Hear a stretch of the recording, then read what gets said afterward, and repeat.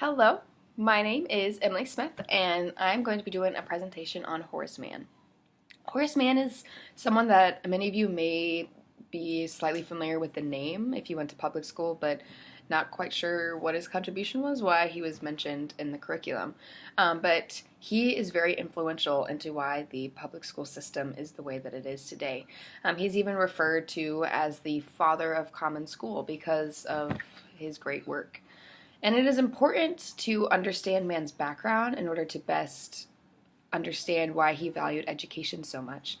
He did not come from wealth, and he was not given that great of an education. And so a lot of what he learned, it was through being self-taught, going to the library, reading on his own, and his minister from his church also was a tutor for him, and he learned various languages. And it is through his determination and being self-taught that he had a decent education, which is how he was able to be accepted into college. He attended Brown University, and it was there that he learned that he was very interested in politics and education. And he did really well in school. He was the valedictorian of his class, and upon graduation, he decided to go into law. So he went into law school, and upon being completed with that program, he took on a variety of positions both in politics and in education. The first position that he ever had was he had a seat in the House of Representatives for a few years. And it was there that his big push was to open up a hospital for the mentally insane. And after that position, he took on a position on the Massachusetts Board of Education, which launched his new career in education, which was something that was new for him that some of his closest friends and relatives thought wasn't wise for him to get outside of politics and go into education. But he had passion for it. And we'll talk in a little bit about what all he did there, but he made a lot of changes in that time there. And then after that, he took a seat on the House of Representatives again. And then his last role before retiring is he was a president of Antioch College, the first president of that college. And during his lifetime, he was very influential in the realm of education, in addition to a variety of other roles, like I mentioned. Some of the most notable to mention are three things.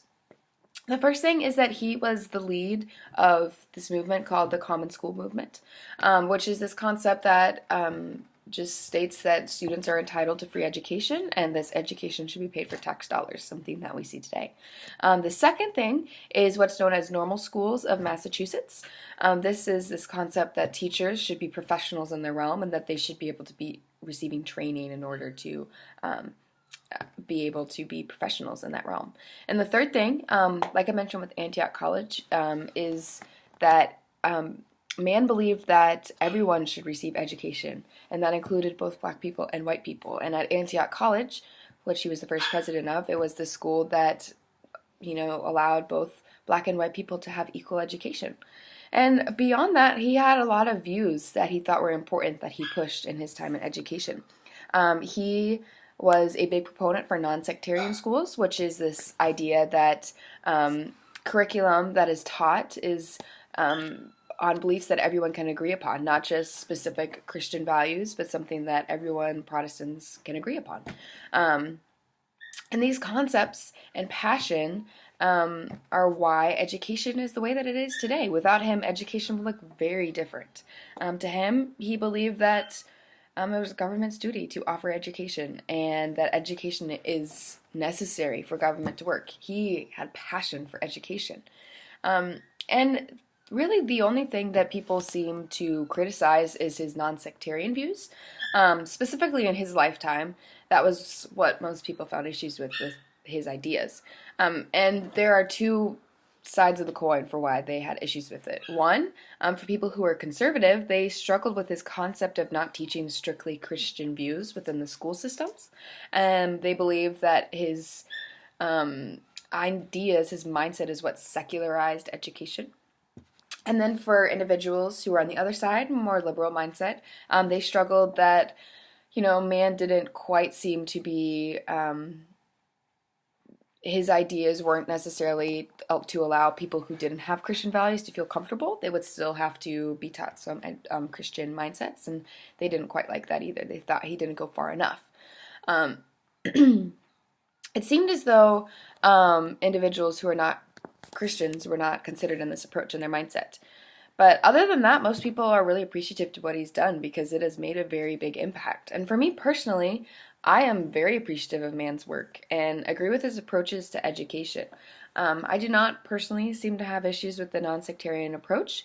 There are plenty of private school options that give parents an option to give their children an opportunity for Christian education.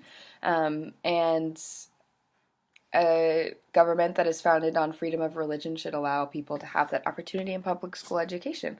I do think that it has gone a little bit too far, since in some cases it seems as though public schools will teach anything besides Christianity, but for the most part, I don't think that it's wrong. Um, and additionally, I applaud his effort in creating free education for children, and being an advocate that all children, no matter who you are, should receive free education despite race. That was an important thing that was new to his time. And it is important that children are taught by professionally trained individuals, and his push for training teachers is important. Mann's educational influences and ideas have heavily affected and created the educational system that we see today, and I believe that we are better off for it.